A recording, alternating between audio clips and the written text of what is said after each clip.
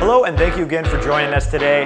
As always, awesome day here at Porsche Riverside, and today we're going to be talking about the important differences between the Taycan Saloon and the Taycan Cross Turismo body styles. So if you didn't know, we do have the two options available, and let's get into what makes them different.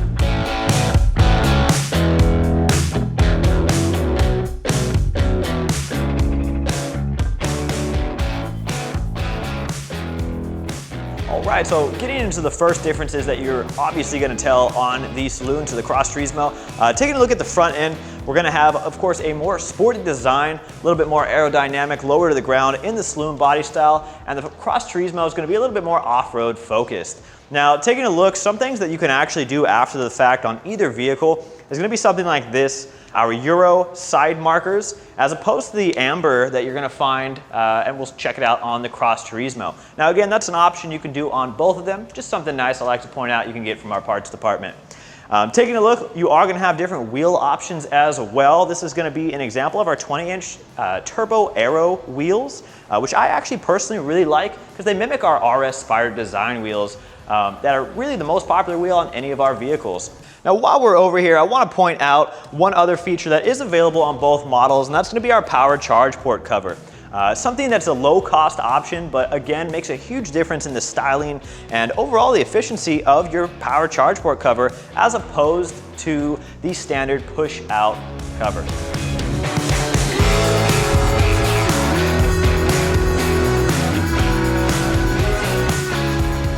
Now that we're in the back of both cars, you can really tell the difference between the Saloon and the Cross Turismo. Now, taking a look at the Saloon, of course, it's going to be a sportier design, a little more aerodynamic, and of course, we're going to have the active aero spoiler back here that's going to raise up as you go faster and go back down as you slow down, of course, to give you appropriate downforce. Now, taking a look in the back, you still have ample enough trunk space, and both cars will have the frunk as well. But you can fold the seats down if you have longer items, but definitely still enough space back here if you're doing a Costco run. Now, taking a look at the Cross Turismo, of course, it's more of a wagon. You have that extra space. No spoiler on this one that's going to be an active aero because, again, it's more designed for a off-the-road experience. Taking a look in the back, of course, you do have some more trunk space here. If you're like me and you like those outdoor activities, you're throwing a bike back here, you're throwing other larger items, this car is going to be a little bit more capable to do so. And of course, you still can fold the seats down, but overall, you have a lot more space.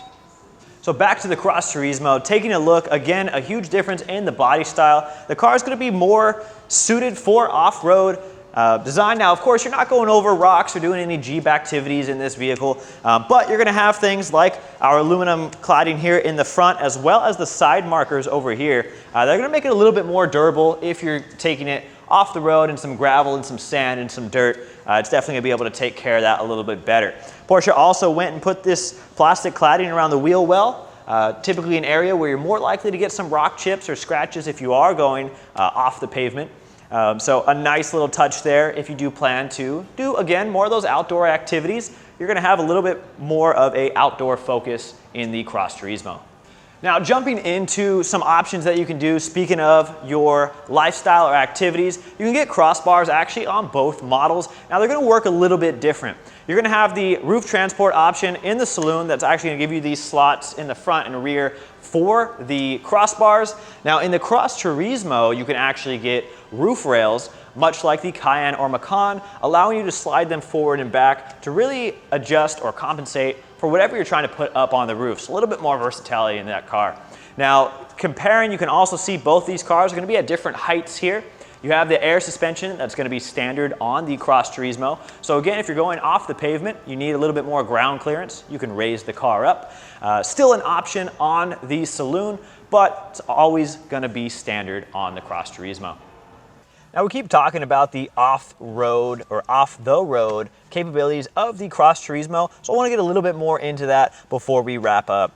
Now, we have the air suspension standard in the Cross Turismo. It is still an option in the Saloon. However, what really makes a difference is going to be your height adjustment. You're going to have low, lowered, and regular available in both vehicles, but what you gain in the Cross Turismo is going to be this high mode. Again, a higher clearance level if you're going on uneven surfaces. We also have our gravel mode, which is going to automatically put the car in that high mode, and it's going to change your traction control if you're lifting wheels off, to make sure that you're getting power to the wheels on the ground.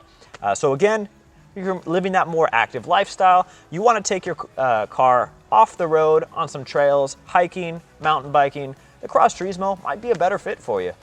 Thank you again for spending the time with us going over the 2 different body styles for the Taycan. Now, if you're in the area, please stop by Porsche Riverside, ask for Austin Day. I'll be more than happy to go over the differences and find the right car for you.